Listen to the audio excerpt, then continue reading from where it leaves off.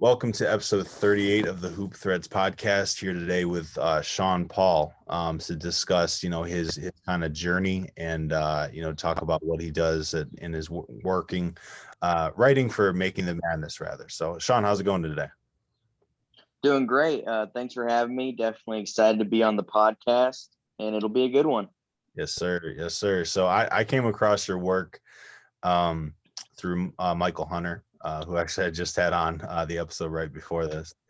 And really like some of the opinions that you had, about the ACC. I think you guys did a preview for this upcoming Mm-hmm. season, and really like some of the names that you brought to the table. So followed you, and then we had some discussions after that about some players that are on my radar, for this year, at least from the DMV area and stuff like that. So very glad to have you on, brother. So let's just get right to it. Where did the love for the game start for you? Maybe was there a specific player or team that really got you into it? And what are your next moves kind of going forward? Yeah, definitely. I mean, just the time I started watching college basketball, in the late 2000s, I guess, probably around the time near the end of Tyler Hansborough's career. He was always one I enjoyed watching, Love it. getting into the game, and Jimmer Fredette obviously was going crazy for BYU. Steph Curry was having his magical run in March. So those were three guys I definitely enjoyed watching in college, and that really, I remember as some of the first guys that made me love college basketball. Got you. Talk about talk about your process. So the beginning of the year, rolls around. How do you map? I mean, or are you organized and map out? I really want to see Oral Roberts play Texas Southern in this November 26th game. Is that something that you kind of map out, or is it a weekly thing? What's kind of your process as far as figuring out where to allocate your time and what games and what players and what teams you need to have your eyes on? Yeah, it's kind of a day by day thing. Okay. Like when I look at the matchups for the day, usually I'll do like a daily preview for like 5 games on Making the Madness. That's what I did during the regular season for every day of the year. But I'll switch things up. Like I'll have whatever games on ESPN on TV or something. Then I'll have some tabs open on my computer of a bunch of different games, and then I'll have some box scores up just in case there's something I need to see. So I'm always having an eye on something, even if I'm not watching the entire game. I always have an eye on what's going on. If there's a close game, I'll definitely flip it on in the last 5 or 6 minutes if there's something I need to see. And I'll always just go back and look at stuff. If there's a player that went off that I need that caught my attention, like Max Asmus from Oral Roberts, he had a good stretch early in the season against Wichita State, which went onto my radar. I wasn't watching that game, but then I watched the Oklahoma State game live to see Cade and Asmus, and Asmus dropped 33 points Hmm. against Cade Cunningham in Oklahoma State. They almost won. They lost by 5. And from there on out, I watched a ton of Oral Roberts games, pretty much all of them except for the 2D2 games they played. Hmm. Got you. Let's talk real quick about you do follow junior college basketball quite a bit. We'll get to that in a second, but have you seen the Last Chance U documentary? What are your thoughts on that? Yeah, I definitely checked it out. It was a pretty interesting way. I always watch the football ones. I thought those were good. And Yep. just the way that they displayed JUCO basketball, I think it brought light to, a very good product that not a lot of people pay attention to. Yep. Yep. I was a JUCO product myself. I didn't play there, but did go to one and was at a lot of their practices, studying them. I did a coaching minor, with my associate's degree, which required, a certain amount of hours of observation. And the people that you talk to that have either played JUCO ball or follow it, they talk about what a grind it is, and you can really Mhm. see that when they were when the coach was like, "All right, good game, guys, let's go lift some weights." I'm just like, Yeah, yeah, that was crazy. they do that after every game. I mean, that's definitely not something you see, even at the D3 levels, D1, D2, whatever. So I thought that was interesting. The passion of your coach, definitely shined through for sure. Big fan of him, obviously coming out of that, just seeing like his passion for the kids and for his craft. has been great. And, there's a local tie too. So Joe Hampton actually played at DeMatha, I think for 3 years before transferring to Oak Hill. Might have been 2. But yeah, it's good to see him shining. It was funny. Our coach was talking about, there's a little clip in there that he mentioned Drake, and he was kind of talking about, his music and how he thinks he's, the best around. And it was just showing love basically. And Drake reposted him on his Instagram story, and Oh, that's crazy. he didn't even tag him. And coach said he went from like 19,000 Instagram followers to like 138 in like 1 week. It's like, Wow. That's crazy for sure. yeah, the power of social media for sure. So, talk about JUCO basketball, what it looks like, some of the differences, what you like about it. And, if you think that that's kind of, I feel like it's kind of the next frontier, because I feel like that and G League, there isn't a ton of coverage that follows, at least like conferences and stuff like that. It's kind of just, a lot of pages like JUCO Advocate that, retweet, certain players, recruiting info or like a highlight video. It's not very in-depth coverage for the most part. Yeah, definitely. A lot of it's hard to get good coverage on because a lot of these schools, like some don't even, there was a few I saw in the past few days, they don't do live stats. And that happens a lot. Like you have to wait multiple days to actually see stats for the game sometimes. So that's not a great way to get coverage to it, but hopefully that gets fixed in coming years. But just the resources are different, I guess. But the actual game part, one thing I always like about it is all the guys are always playing hard and they're always hungry. They want that opportunity to play Division I college basketball. And, they're going to play hard and they're going to do whatever they can to get that scholarship to continue proving themselves at the next level. So that's something that always gravitates me towards JUCO basketball whenever I get the chance to watch it, because there's a lot of guys there, and the ones that I've spoken to, like, they're always gracious. They're always thankful for getting those opportunities. And, you don't always see that from a 5-star recruit. Like they're like, another school offered me, but a JUCO kid, they get that one offer and that could be life-changing for them. Yep. Absolutely. Different level of basketball for sure. And one that I think, high school kids, especially this year, with everything happening with scholarships and the NCAA changing their rule. I mean, I think JUCO should definitely be getting some extra looks, especially with this free year of eligibility that they're doing. So, let's talk about, you kind of had your 15 minutes of Twitter fame, about picking the Oral Roberts upset over Ohio State before that matchup even existed.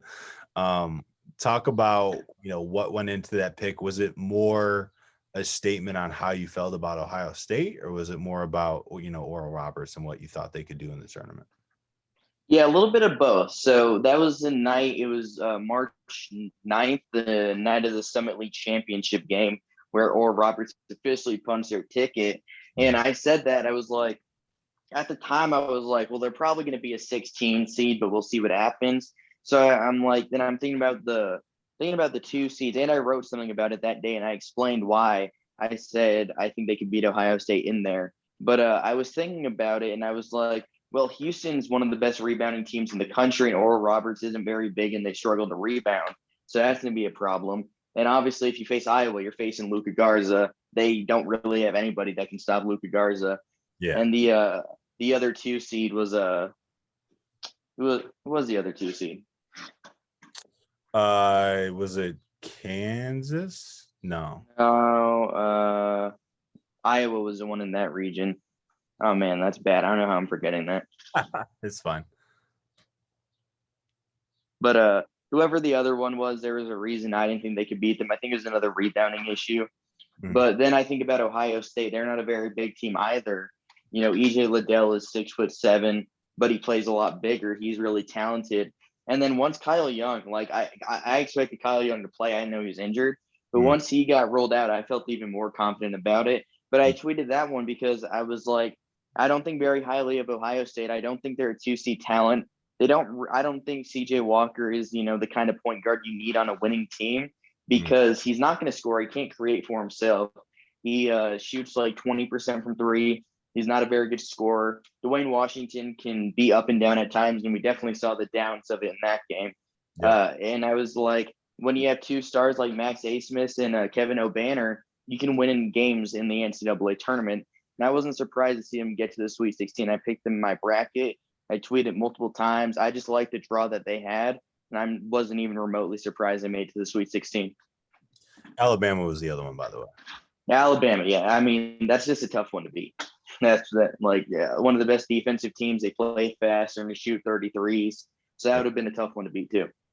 Let's talk about, a trend or, an outcome that's been happening quite a bit that you didn't see coming in this tournament. For me, I definitely expected there to be a ton of upsets. Just, with the quick turnaround of the tournament, the conference tournament to this, but it was made so much weirder by the fact with all the COVID stuff. And just, I think that especially college basketball, especially in the tournament, you really have to be in sync and you really have to be in the flow of things. And if you have so many different things kind of just disrupting that flow, it just seemed like a situation that was ripe for upsets. But, maybe that was just me. What's a trend that you've noticed after watching the first two rounds? Yeah, I mean, I guess it's less of an on-court trend, but, I've definitely been surprised with the trend that Pac-12 teams, I'm a big Pac-12 guy more than most people because that league gets slandered pretty heavily, but Yeah. I was surprised to see how many teams succeeded from the Pac-12 in the NCAA tournament. Like Oregon State getting to the Sweet 16, did not expect that happening at all. USC handing Kansas their biggest loss points wise in NCAA tournament history. I didn't expect that. I thought USC would win, not by 34 though.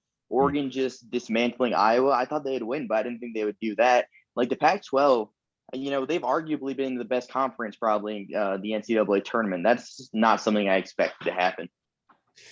Yeah, I'm not gonna lie. As a UNC fan, I was kind of surprised to see all the ACC teams that are still in it. We got a couple still there. Let's talk about maybe the hottest take that you had going into the tournament. Maybe something that you felt other than Oral Roberts, I guess, because it sounds like it was a pretty strong one that you had. It worked. Yeah. Man, that's an interesting one. There's probably a few I had.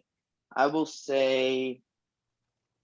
I don't know if I don't know if this is really that hot of a take. It ended up working out too, but I feel like a lot of people might have had that. But I had Oregon and USC going to the Sweet 16 to face each other. I don't know if that's a super hot take, but they had to knock off Iowa and Kansas to get there. Yeah. I just thought that Kansas was ripe for it. This is going to be slander for the local kid because Luka Garza, played basketball right up the street here in DC. But I just didn't. I thought that there was going to be a situation that Luka Garza could still get his, and they would still lose in the tournament. They got a couple guys around him, but I don't know. Offensively, I liked them, but defensively, I thought they were kind of young, and I wasn't super big on them. But Kansas, they were missing Anaruna. I think McCormick was limited, came off the bench, and then they were missing Jalen Wilson too. So once I saw Wilson played a little bit, but not very much. He got there that day. Yeah. So I didn't really see much coming from them. So I guess that wasn't a huge surprise for me. I actually had that in my bracket. That's one of the few correct. Yeah. Man, my South region is a complete mess. Is there a coach or a team that you pretty much trust every year that you push through? A lot of people. Izzo is the opposite for me because I feel like every year that I pick Michigan State to go out early, they go to the Final Four, and every time I pick them to go out early, they, or vice versa. So, what's a team for you? Either maybe a team that you write off every year automatically, or a team that you really believe in. Yeah, I got to go Florida State here. Leonard Hamilton is a pretty incredible head coach, and it seems like they're in the Sweet 16 nearly every year. I mean, I guess I could say Gonzaga too, but they're a 1 seed nearly every year at this point. Yeah. But yeah, definitely Florida State. Like they're a team I was not in on in the preseason. I was like, I just don't see it with this team. I'm like, Scotty Barnes is probably gonna be pretty good. I think Anthony Polite could improve, but is MJ Walker going to be the guy? I don't think so.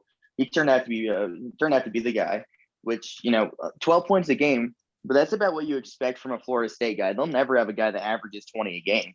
Like they're going to have first round picks. Walker's not one of them, but like Patrick Williams last year, he had like 8 points a game off the bench, and he was the fourth pick in the NBA draft. Like, that's just kind of what they do there. It's a culture, and Leonard Hamilton's a great coach. There's a lot of big guys with long arms that defend, and they're good athletes. So I always push Florida State through, usually to the Sweet 16 or Elite Eight. I had them beating Michigan here, heading to the Elite Eight, and losing to Alabama. Mm. Yeah, it's crazy too, because I think that the minutes are low too. You know, they play each other deep most times. You know, just because of the they play super deep. Yeah, and I actually had their associate head coach on the pod probably 2 or 3 months ago now. He actually got mad because I did one of those. I deserved it. I did one of those things where I was like, since 2003, instead of just going back, 4 more years to when their tenure started. But I think they only had, it was either 4 or 6 guys that scored more than 18 points since like 03 or 04. Yeah, it's crazy. And I mean, you just think about all the NBA guys they've had in that time frame too. And it's just the beginning. I think, he's done a great job with developing his guys. Vassell was not a highly ranked guy. Patrick Williams started to play better, at senior year of high school, but he wasn't super highly touted. So anyways, let's talk about a player that will be on NBA teams and scouts radars, next spring that isn't really talked about right now. Yeah, I'm gonna go with the guy that's currently in the transfer portal. He's Tari Eason from Cincinnati. I had some guys tell me about him coming into the season, way back in the preseason, maybe like July. I'm like, all right, I'm gonna check this kid out, and I was very impressed. I mean, he's a guy that's long, he's athletic, he's 6'8". He can really play the 3, 4, 5. He can defend anybody. He's not an offensive guy yet, which is an issue. Obviously, he's more of just a dunker right now. He shot like 54% from the foul line and 24% from 3. Obviously, it's going to have to improve, but he was one of the best defenders in the country this season. And I just think based off of pure upside, I just think that it's going to get him drafted just because of his defense and everything. So I definitely think that Eason's going to be a first round pick next year. Depending on where he lands, there's a bunch of different schools in on him. I guess it depends the fit, but I could certainly see if the right fit presents itself where he could showcase his skills. I think he could definitely be a first round pick next season. Got you. I like that name. I've heard that name. I don't really know that I've seen him play recently. Cincinnati was terrible this season, so no reason to really watch him. Yeah. Let's talk real quick about, a player, other than him, I guess, a player that you're excited to watch next year. He doesn't really have to necessarily be on NBA radars, but, a player that you're really excited to get to college, whether that's to Division I, whether that's a JUCO guy or whether that's, high schooler. Yeah, I'm going to go and say a JUCO guy here. I think 24/7 Sports has him ranked as like the third best JUCO guy. I think he's probably, one of the best, if not the best. But Jamarian Sharp from John A. Logan, that's a school that's had a lot of guys. They had Jay Scrubb get drafted. This most recent draft, he went straight from JUCO and got drafted by the Clippers. But I think Jamarian Sharp, he's 6'2". He's blocking nearly 6 shots a game at the JUCO level. He's not there offensively yet. He still has a ways to go, but he hit a corner 3 the other day. His first in JUCO basketball. I like the upside a lot. Replacing Charles Bass is going to be a big task, but I think he could certainly do it. He's definitely going to be a name to watch in Conference USA next season. Love that. Okay. Yeah. And then who's been a coach that's really impressed you the most, so far through the tournament? I'm going to say, I'm going to go more Oral Roberts here and say Paul Mills, Oral Roberts head coach.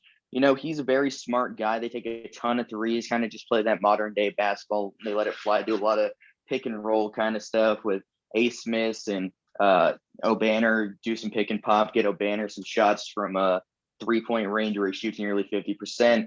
And they always love getting A. Smith switched on the bigs and let him just drive to the basket because he's faster than any big he'll face. He just has such a quick burst to the basket. But one thing that really stuck out to me, I think people started to realize it was on purpose later in the later in the game. But I think there's about 3 minutes left. I think Oral Roberts was down 1 or 2, and Florida was in the bonus, the regular bonus, so a 1-and-1. They fouled Osai Osifu from Florida, shoots 50% from the foul line, and Deshane Weaver fouled him. And he was looking at the ref, and as soon as the ref stared back at him, he started fouling Osifu.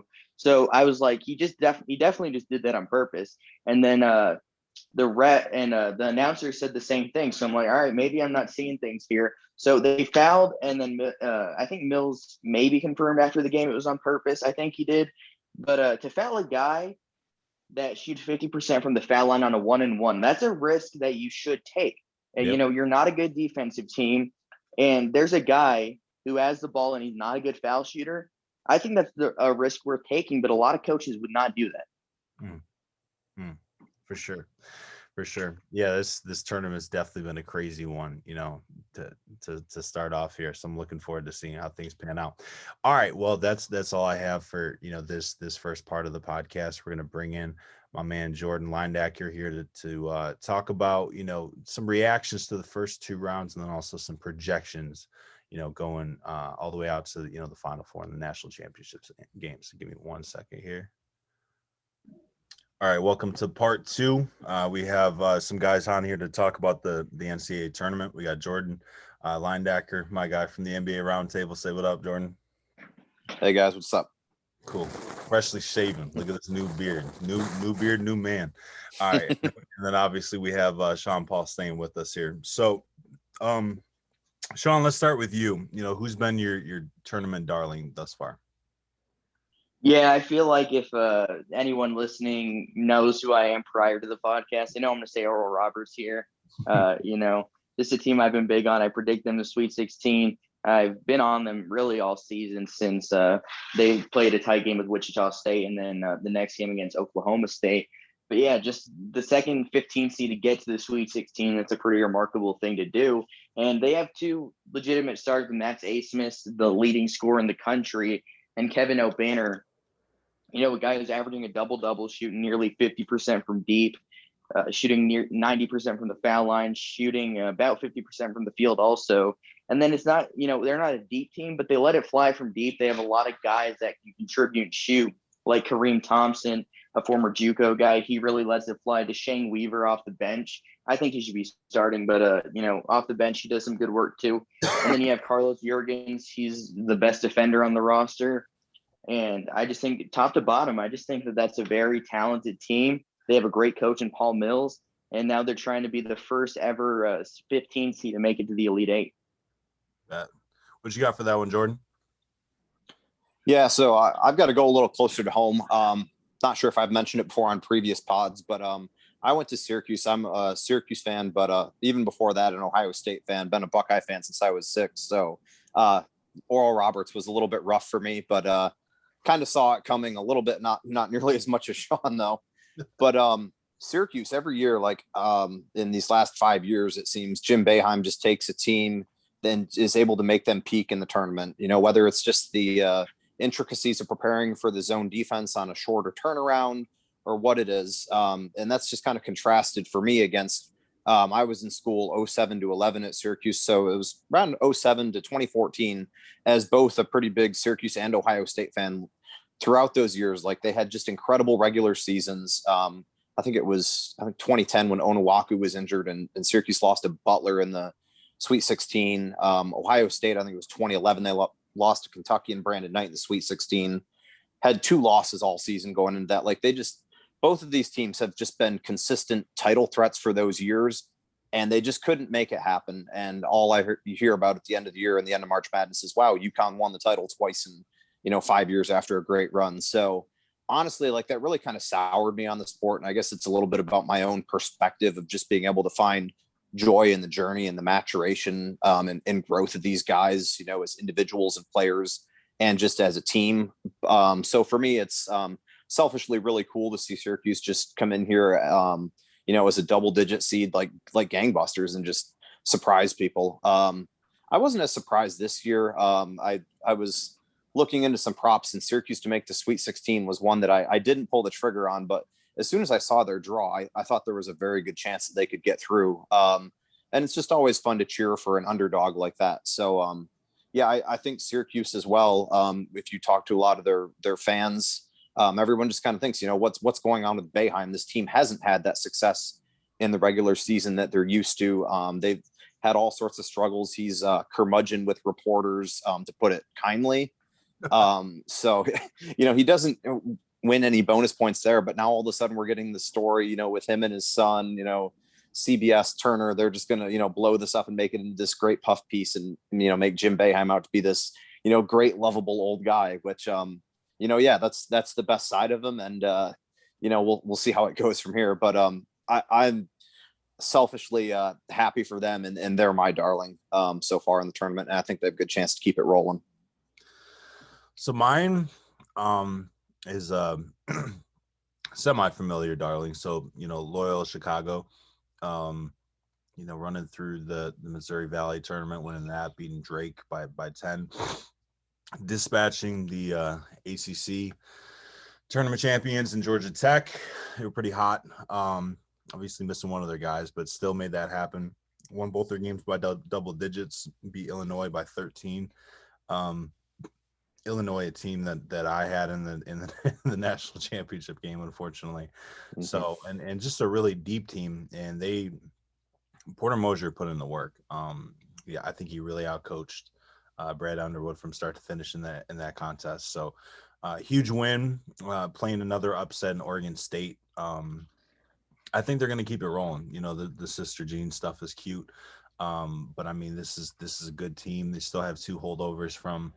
That I think it was a Final Four run. Yeah, Final Four run. Yes. I think it was 3 years ago now, possibly 4. So that's mine for that.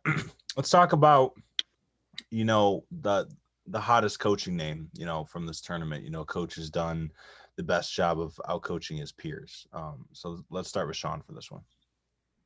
Yeah, I mean, there's a couple different ways you can go with this one. I'll go with Joe Goulding here. Obviously at Abilene Christian, they were a pretty rough program transitioning from D2 to D1. They struggled to get good, but he's really implemented a system that he likes to run. They're a defensive oriented team that's going to play tough. They didn't score very well in the tournament. They scored I think close to 50 against UCLA, and they scored 53 against Texas. So they're not going to score a lot, but he just did a great job of forcing Texas to turn the ball over. They turned it over a season high 23 times, and that's really what led them to get that upset. Another tough game for my bracket for sure. Jordan, what you got for this one? Yeah, I got to go back to Oral Roberts, Paul Mills. I just thought they had an exceptional game plan, and some of that, it was just their personnel. The fact that they shot 3-pointers at such a high rate just increased the variance that they had going into that game. And when you're looking at Cinderellas or teams, that are lower seeds that can pull upsets like that, that's what you need. You need a larger range of outcomes. So when they hit on everything and, they go 15 for 30 from 3 or whatever, then there's a very good chance they can pull that upset. So I think the way he has been able to build that team. And then there was one specific example, and I don't have the names offhand. I know it was towards the end of the Florida game. I think there was about 3 minutes left, and they specifically fouled one of Florida's big men, I think, to force him to line for a 1-and-1. And I mean, Florida had that game pretty well in hand coming down the stretch. I mean, Oral Roberts made a run in the last couple of minutes, but you don't see a lot of coaches, especially, with 3 minutes left in the game, going out and doing something like that. You don't see intentional fouling like that until, really like the last minute and a half of the game. So I thought that was, one very specific, impressive move that just showed that he was, again, maximizing, any advantage that he could find. And, it paid off for them there in the Sweet 16. So I'm going to be staying with, with the same team, Porter Mosier. Like I said, just pantsing, a great big Big Ten team on a national stage. Krutwig was phenomenal, 12-19 in 33 minutes. Lucas Williamson, scored in double digits. Marquise Kennedy matched him, coming off the bench. I mean, I think they're just a really balanced team.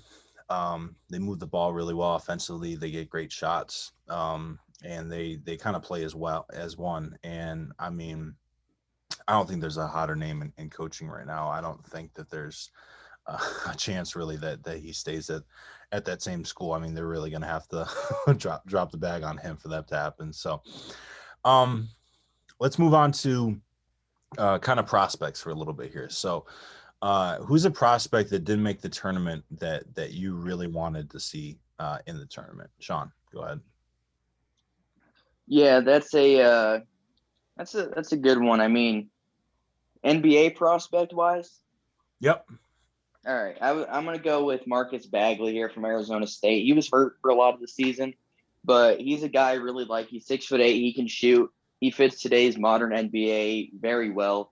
I think he could have really lit it up on a bright stage there in the NCAA tournament, but for a lot of different reasons, Arizona State had injuries. They had a few different COVID issues, and Bagley himself only played like 9 games. So that's definitely an issue that hindered Arizona State from making it to the NCAA tournament. But I certainly would have liked to see Bagley get that kind of shine in the big dance. He's probably going to be a first-round pick anyways, but, you know, he could have been a top 10 pick if he had a huge March.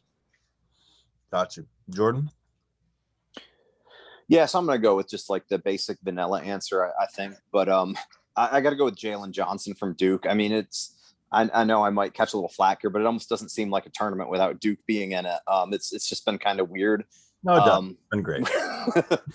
But with that said, like, I mean, you've seen so many players from Duke, make a name for themselves in the tournament, whether good or bad. I mean, there's infamous Duke losses to Lehigh and Mercer in the tournament recently, and we kind of remember some of that just as the same as these teams that have made runs to the Final Four and to the title games and whatnot. But Jalen Johnson, especially, given the skill set he brings and where he's ranked on big boards for much of the season, he's been consistently in the lottery, if not, more fringe top 5.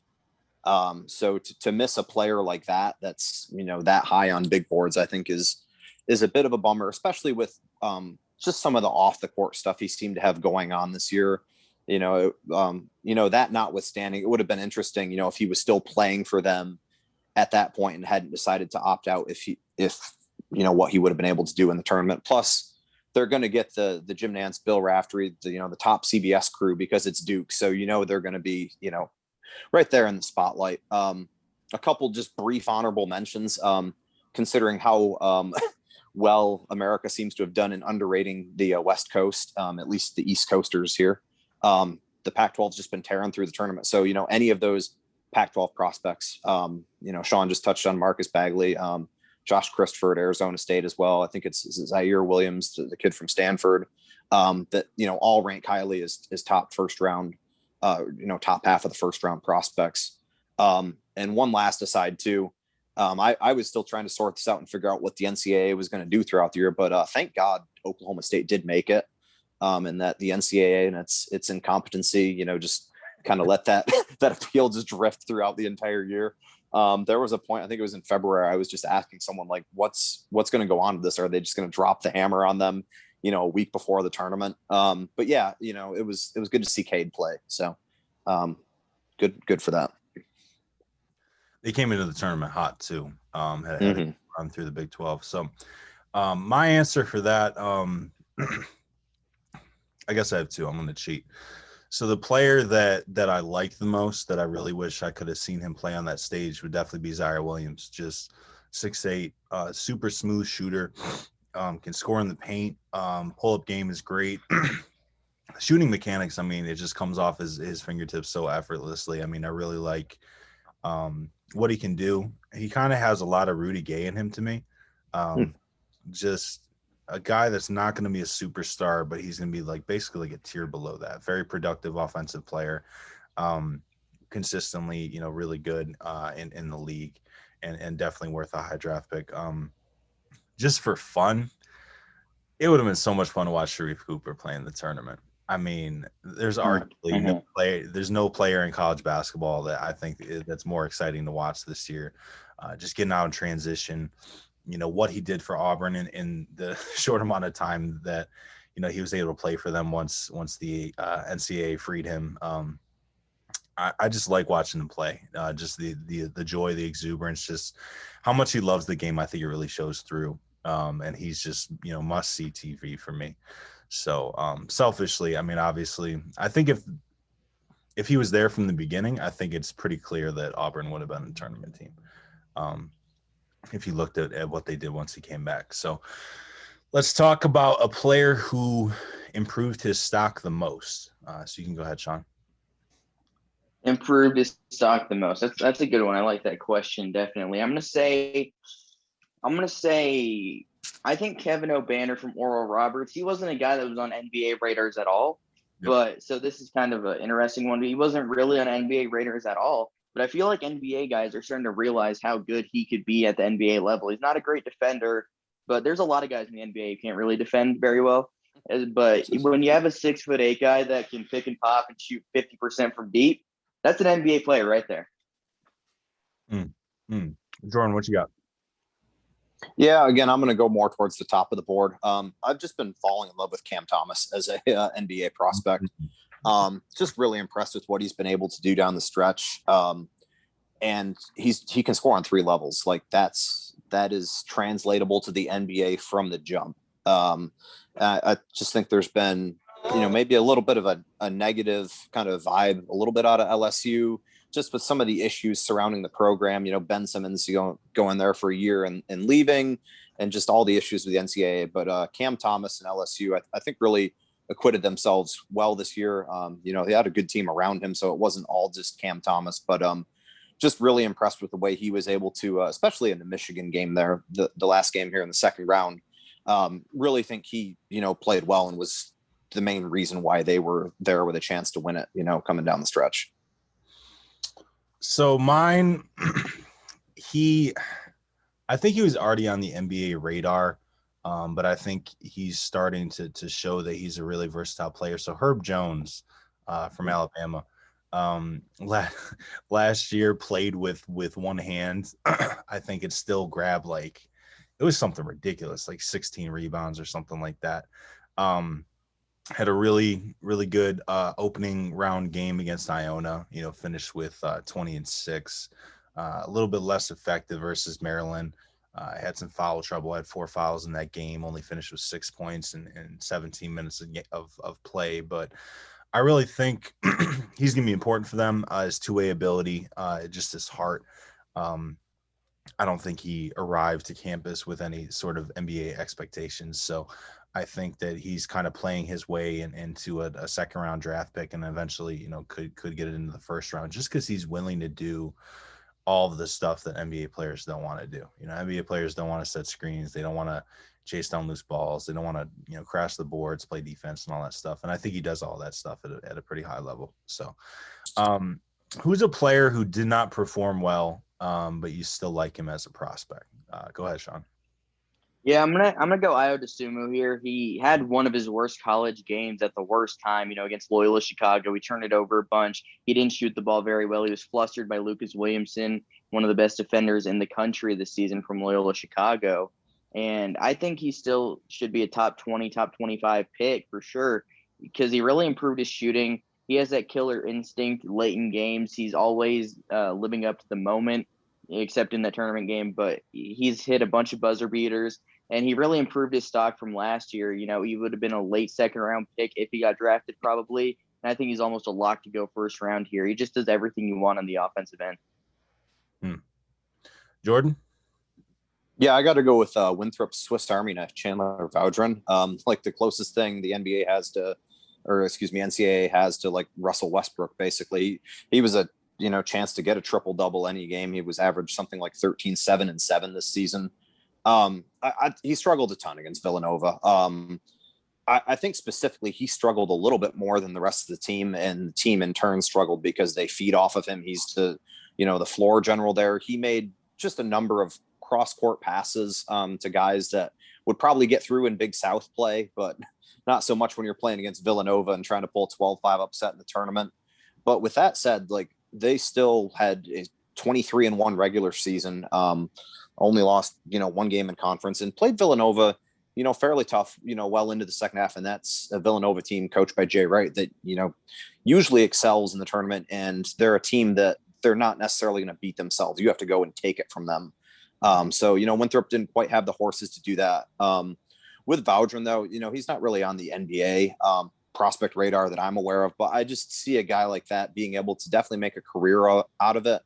And, just be very successful over in Europe or, just some other league. There's so many around the world nowadays that he could play in, but I mean, that's still not a bad, career to make, even if you don't make it to the brightest lights. So, I just think the fundamentals he brings, and he can do a little bit of everything, as his stat lines show. So, like Chandler Vaudrin to, be interesting overseas and maybe like, Houston, I'll go back with my Ohio State bias here. Jayshawn Tate, I thought was interesting in that, he was overseas for a couple of years coming out of school. Now he's got a chance with the Rockets and he's playing incredibly well.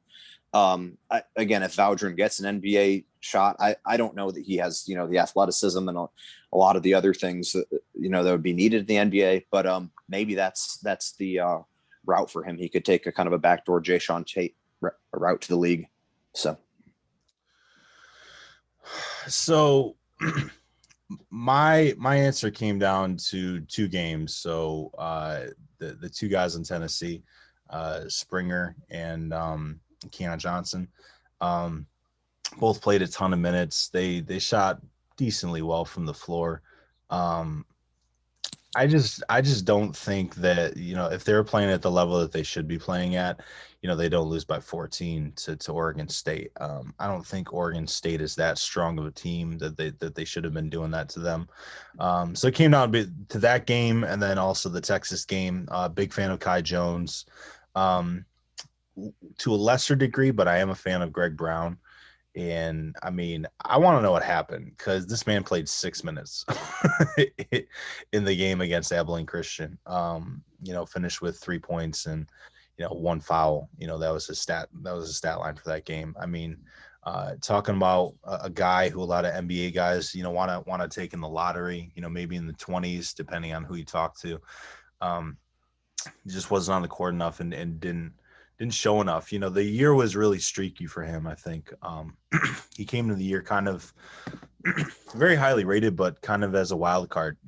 People, I think, have a hard time projecting what he's going to be at the NBA level. So I found that one interesting, kind of disappointing too. So let's talk about, a team that would have been a serious contender this year if they hadn't lost early entrance to the NBA draft last year. So go ahead, Sean.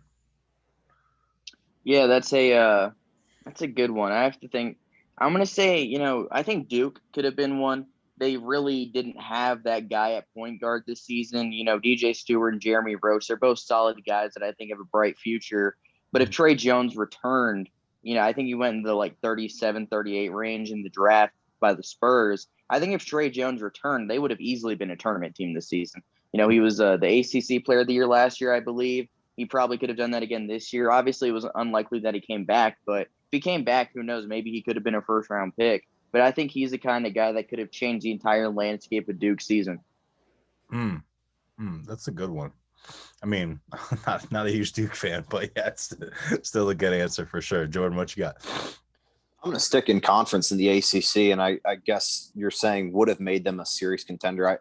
I think they're already a serious contender given the fact that they're still in the tournament. But Florida State, they had two guys that went in the lotto last year, Patrick Williams and Devin Vassell. I don't think any other team could match that. And if they were, no other team had more than that. So to have two guys get picked in the top 11 in the draft, Vassell, I think, especially with this shooting, would have been, a breath of fresh air for this team. And Patrick Williams, he would have been kind of a little bit like Scotty Barnes, but like, a second version of him. And when you have, a couple guys that you can just, throw out on the court that can do enough offensively and can facilitate, but, can really play some lockdown defense as well.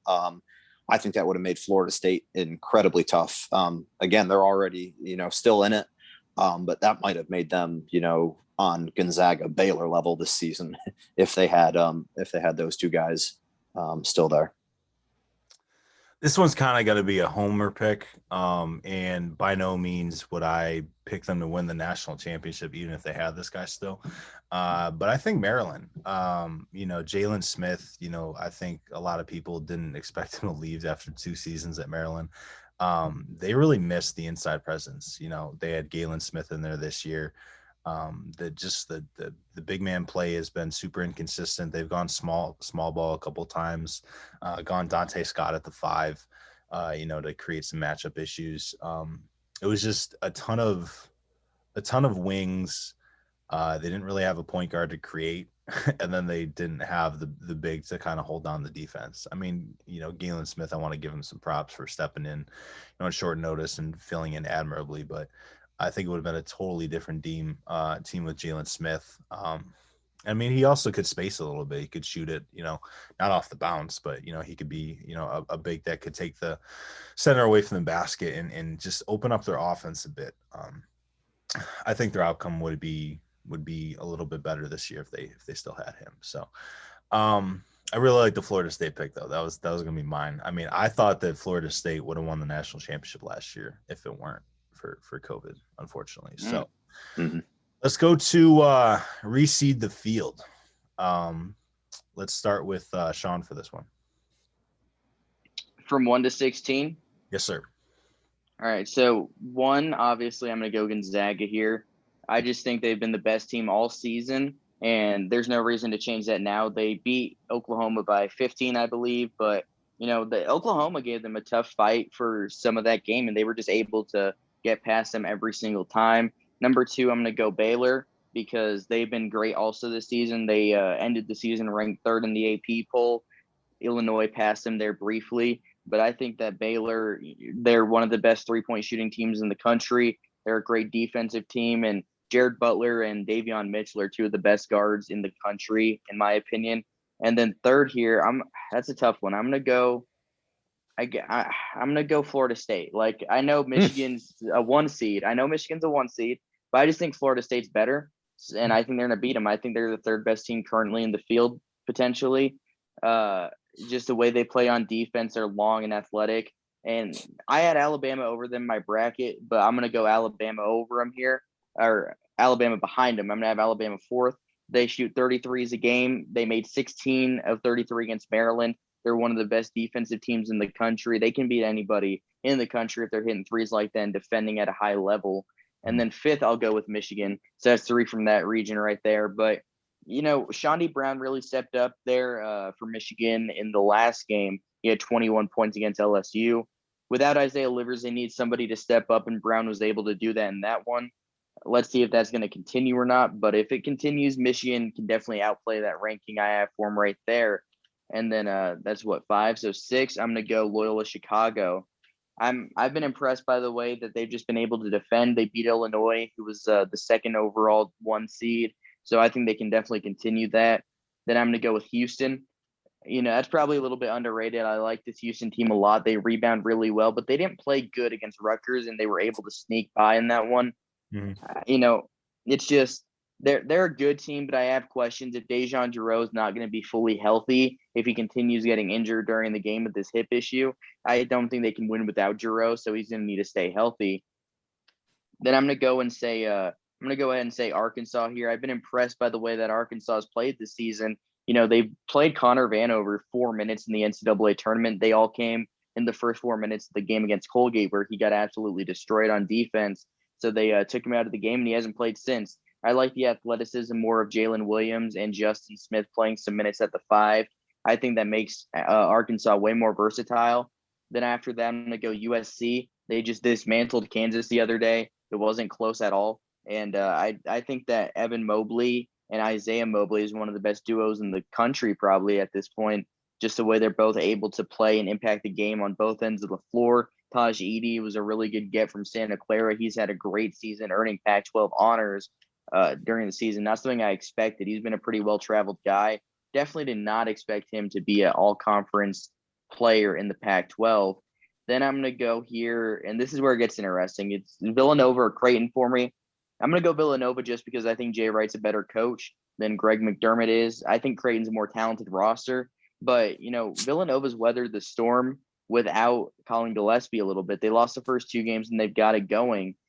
I think that Justin Moore, the way he was able to run the point against North Texas, they just absolutely destroyed them. I think just the way Jay Wright handles things, I think they could give Baylor a run. I don't think they'll beat them, but I wouldn't be surprised to see that be a close game. Then I'll go with Creighton.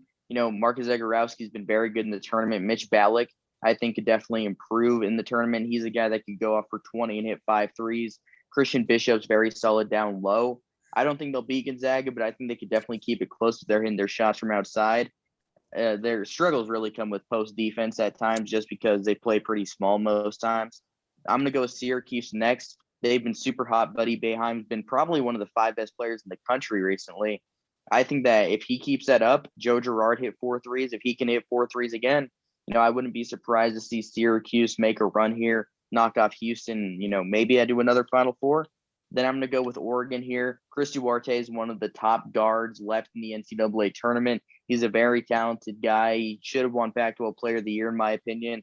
But, that's neither here nor there, I guess. Eugene Omarui is a very good player, too. There's a lot of talent on that Oregon team. Bill Richardson is starting to get it going. And then that leaves me 3 teams I'm going to go with. I'm going to go with Oral Roberts here just because they beat 2 really solid teams. They beat a good Ohio State team. And then they beat Florida. And the thing about beating Florida, they were down by 12 in the second half. For them to be able to come back there, have the resiliency to not give up and keep it rolling and beat Florida was very impressive. Then I'm going to go with UCLA. Just Johnny Juzang, the way he's played recently, along with Jaime Jaquez. They've been very impressive in the NCAA tournament. And then last, but I guess they're at least Oregon State. Yeah, I don't think very highly of this team still at this point. Obviously, getting to this point is really good. They beat Oklahoma State, but I still have questions about this team. I don't think the talent is all the way there. There is talent on the team, but I think Ethan Thompson, he had 26 against Oklahoma State. If he could drop 30, I think they could beat Loyola Chicago for sure. I don't think he's going to do that, and I think they're going to lose to Loyola Chicago, though, so that's why I have Oregon State last. Jordan, what you got? All right, yeah, I'm just going to give you mine rapid fire and then give you a couple of just notes on where I'm a little different from Sean. He covered the analysis pretty well on most all the teams. I've got Gonzaga and Baylor my top 2. I think that's pretty standard in that order. I do have the same top 5 as him, just a little jumbled up. I've got Alabama, Michigan, and then Florida State, Arkansas at 6, USC, Villanova, Oregon, and Loyola rounding out the top 10. Then Houston, Syracuse, UCLA, Oregon State. Oral Roberts just fits at 15. It's worked so well for him so far. I've got Creighton bringing up the rear for me. Probably a little bit is just a little bit of me overreacting emotionally on Creighton. I had Ohio and UCSB getting through in that little part of the bracket there. So I'm a little bummed about that. I thought UCSB had I thought they had that game there. I thought that was a questionable call, coming down the stretch at the end. That little layup that was missed with a couple seconds left. But yeah, Creighton, I haven't seen, a ton from them that really blows me away. And maybe not so much a statistical driven analysis, but I don't think the energy of that team can be that well after, the comments that Greg McDermott made, regardless of what the team has said publicly. I just feel like that's something that's just really tough to just kind of overcome and just keep going through on the fly. So, maybe give them an off season to, work through things like that. But now, haven't been impressed with them, a little bit emotional against them, and they're also going up against Gonzaga. So that's going to be a rough draw as it is. In terms of other ones where I was really different, I guess Bama at 3 for me. I do have them getting to the Final Four. Love Nate Oates as a coach, love what he's been doing there. And as Sean mentioned, the threes that they've been jacking up, again, it's high variance, but for them, when you have the players that they do, it's a variance. They're going to hit the higher end of that kind of scale there much more often than not. So I think they have a very high ceiling. So that's why I have them at 3. I'll let it go at there. I think that's enough. That's 1 through 16, and we'll see how the games play out. I'm not going to fully light them up, but I remember retweeting or quote tweeting one that had Creighton 5 spots better than Syracuse. I'm like, Syracuse has been really good in the tournament, and Creighton basically slid by, a very very good UCSB team that I thought should have come away with that game. So my number one, obviously Gonzaga. We don't really need to go anything there. And like Jordan, I did have the UCSB, so I kind of hope Gonzaga just crushes them for retribution for messing up my upset pick.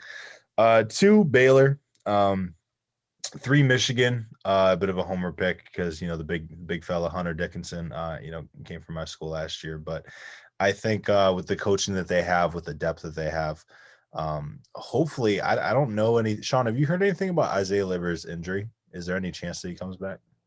I mean, I haven't heard anything like definitively. It doesn't sound particularly good. Yeah. So I'm going to say probably not. Yeah. I mean, I still think there's a world where they definitely make it at least to the Final Four. So I mean, we'll see how that all plays out. Florida State would be a really, really tough matchup for them, I think. So anyways, got Michigan at 3, Alabama at 4. I actually like Florida State at 5. They just get after it, man. They really compete really hard. Scotty Barnes clearly does not care about anything other than winning the game. He doesn't care about stats. All he cares about is winning. He does all the little small stuff, which is crazy unique, I think, for 5 stars. So got them 5. We'll go Houston 6, Oregon 7, USC 8. USC, I think that USC Oregon matchup is really interesting, and I think that both of them are really going to make Gonzaga work in the next round. Once they get past that. Is it the next round or 2 after? Yeah, that'd be the Elite 8. It would be the Elite 8. So that's one hell of an Elite 8 game for Gonzaga to play. 2 teams that are playing really good basketball right now. Everyone knows about Evan Mobley, but very few people are talking about Isaiah Mobley, who finished with a double-double, I believe, in the first game. I think he had 10 and 12 or 10 and 13 in their first round matchup. Anyway, so USC there, and then go Arkansas, Nova, Syracuse, Loyola, Oral Roberts, UCLA, Creighton, and then finishing up with Oregon State. Especially based off their matchups, I don't see Creighton advancing, but Oregon State is really lucky to be here, in my opinion. They took care of business, but I don't know that I'd really see it going any further, if we're being honest. So let's go to our Final Four and national championship winner. No one pull a Bill Walton and pick two teams from the same region. No, I'm going to 5 Pac-12 teams, of course, just like Bill. I don't even think there's 5 Pac-12 teams left, but it's going to happen. I'm just going to advance USC, Oregon, and Gonzaga. Just 3 representatives from the same area. So what do you have for this one, Sean? Yeah, this was I know I ranked Florida. Like, I'm still so back and forth on Florida State and Alabama. I've been impressed by Florida State, but I think Alabama's really good. I ranked Florida State above Alabama, but I have Alabama in my bracket. I really don't know either way on that one, but I'm going to go with Gonzaga, obviously, and the bottom left region. Man, I'm going to go Florida State. Like, I don't love that just because I think Alabama is the pick, but I'm going to go with Florida State. Just been impressed by what they can do. And I think that Leonard Hamilton really wants to get there this year. Then the top right, that is going to be Baylor for me. And then in the bottom right, I'm going to go with Loyola Chicago. Jordan? Yeah, similar picks. I have Gonzaga. I have Alabama. I have Baylor. And I had a question mark in my notes because I was tossing and turning over that. The homer and me wanted to keep Syracuse's run going. We also have another conversation with another friend on the side about Houston being an overrated fraud team. So I also want them to do well. When it comes down to it, time out real quick, Sean. we have a friend that is so ridiculous that we said, all right, so for you to not consider Houston a fraud, what do they need to do in the tournament? And this man said they need to be in the national championship game. And I'm like, jeez, that's a tall task. Only 2 teams get there. I'm like, you are really setting yourself up for a win-win, especially expecting like at the beginning of the season, be like, yeah, if Houston doesn't make it to the national championship game, they're a bust. Like, what? That's crazy to me. But anyways, I was down on Houston coming in. I had Memphis ranked like top 15. I was like, they're going to run away at the conference. So I was wrong. That's where that statement was coming from Jordan. Anyway, sorry. Yeah, no. So I'm going to take Loyola to get out of there. They've been there a couple of years before, so it's a cute story. Also, I think Houston and Syracuse is going to be a rock fight. And just a brief aside on the scheduling on a short turnaround. I'm not really sure why one region was given the earliest game on both Saturday and Sunday, and then the latest game. Like, I think that 7-hour difference is a bit of an advantage for the teams that are playing early, which would be Gonzaga, and then what's the early game? Loyola. So yeah, and Loyola too. I was reading just after getting off work today. I saw that there was a press conference for the Sweet 16, the game against Oregon State, and the just the disrespect from the reporter. I forget the actual quote, but it was something along the lines of, "Well, you won the Missouri Valley Conference or whatever conference you're in." Like, he literally said something like that, and it's like, well, talk about Oregon State now. They come from the Pac-12, so like Loyola is going to have a chip on their shoulder, and I'm just super impressed with how they play. Just an incredibly well coached team, and I think so often we get caught up in the athletes and just this guy's going to make this incredible dunk or this incredible play, when what it comes down to is just who is going to execute in the half court, who's going to execute when it's 5 minutes left and you're trying to protect a 3-point lead. So I like Loyola to get out of there. I do think Baylor Villanova has a chance to be a very, very good game. I think Villanova is going to be able to do a lot of things that Wisconsin was able to do to Baylor and kind of keep that game close towards the end. But I think Villanova's got a little more talent to, run the string out even more. That lower left region is just interesting that nobody's given UCLA a chance, which, I mean, I understand. We all, I believe, had 3 of our top 5 teams left in the bracket from that region. And honestly, that's a coin flip to me. I think Isaiah Livers is a big deal for Michigan. So it's just tough for me to pick them, without knowing what his status is. So yeah, Baylor, Alabama, Gonzaga, Loyola. So I think I'm one different from Sean. What's your national championship pick there? I'm on Gonzaga Baylor. I'm debating whether I can actually switch over and take the Bears to win the title. Get back to me. I thought we were coming back to that question. Yeah, I didn't answer that. I'm gonna say Gonzaga Baylor too, but I think Gonzaga wins pretty handily. Yeah. So, for me, Gonzaga pretty easily from that region. Like I said, even though I think USC and Oregon are going to make them sweat, for the first 20-30 minutes of the game, I think just Gonzaga's depth and just offensive versatility. I mean, you can go from Suggs to Kispert to Timmy. You can run through any of those 3 guys, and any of those 3 guys can get you 25 easy. 25 and a double. So, really, Gonzaga obviously come out of there. The Midwest region has been a mess, to say the least. I'm gonna take Syracuse. I just think it's one of those years where whenever someone counts out Boeheim and they don't come in with any expectations, I think he loves coaching those teams. And this team is kind of made for March as far as it lives and dies by the 3 ball, which can be a good thing. But they also have the advantage of just the zone is so hard to prepare for, just the length and where the help comes from and rotations. I think teams are just really unused to playing it. So I have Michigan advancing from their region, Syracuse. The one that I struggled with, was the South region. I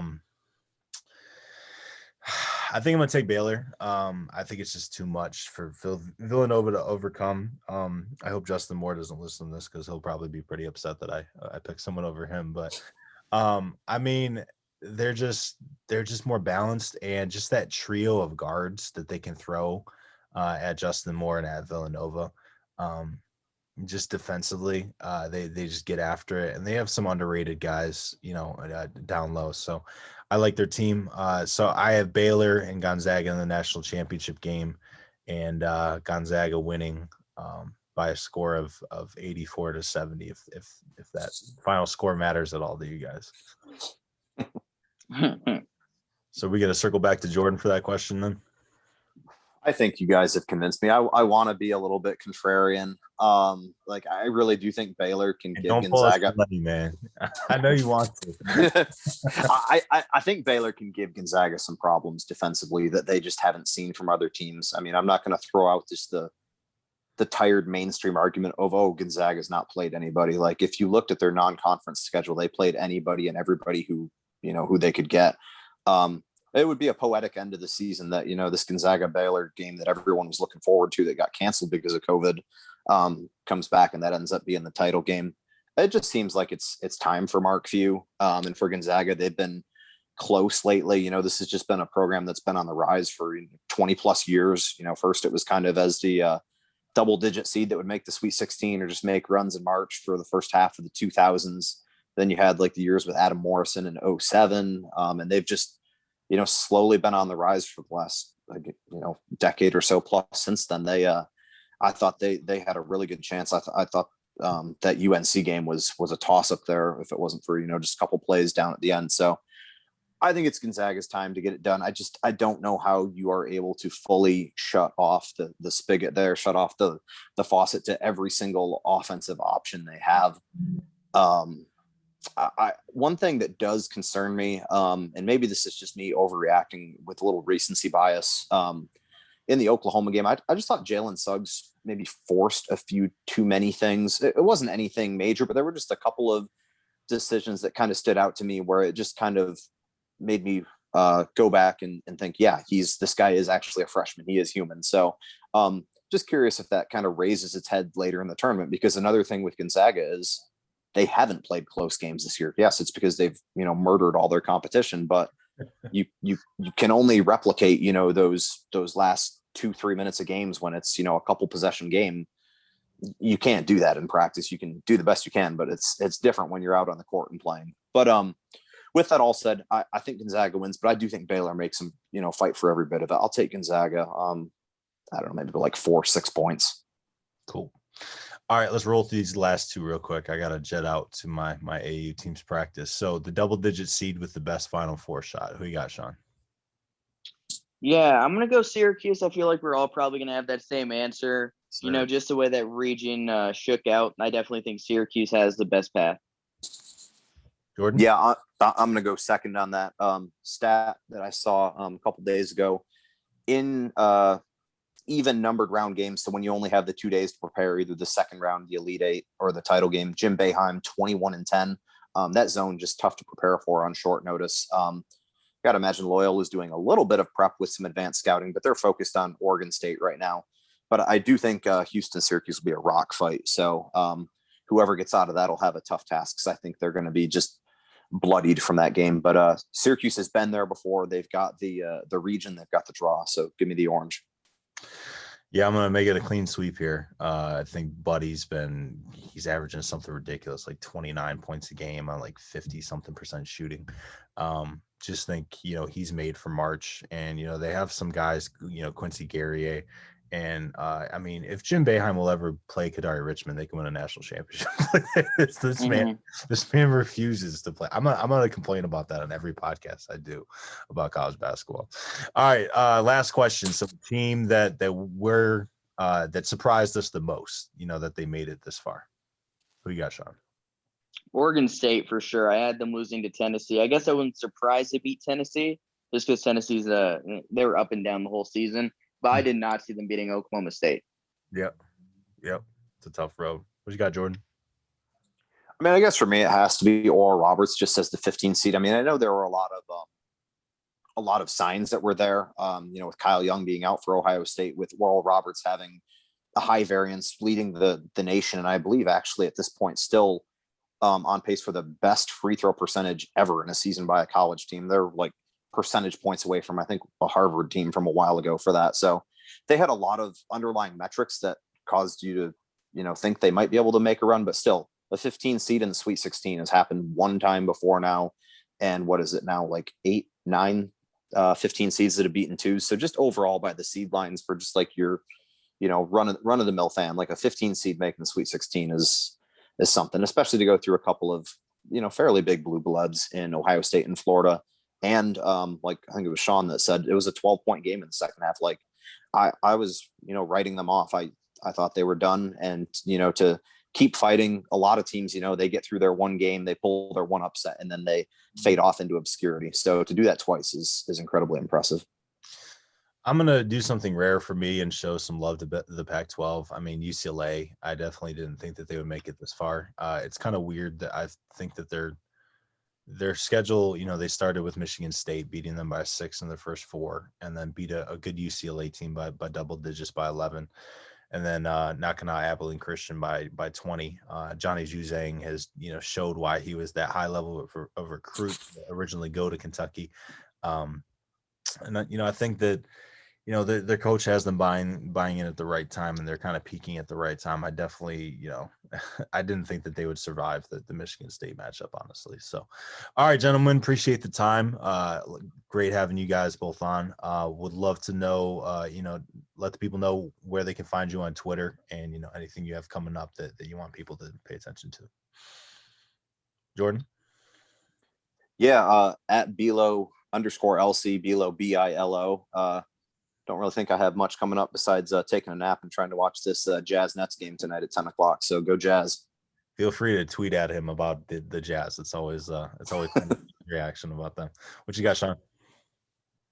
Yeah, I'm gonna say, I don't think I have anything really big coming up, but you can follow me on Twitter at Sean02MTM. If I do have something big coming up, you'll see it on there, though. Hey man, let's have you call a big upset pick sometime in the next couple of days that we can ride. World Looking into it. Championship. Let's go. All right, I'd be in. Yeah, there we go. Yeah, on board. They got to send you a jersey at that point, man. Yeah, that'd be. Hey, they should just hire me. We're on board. All right, gentlemen. Thank you. Have a great day.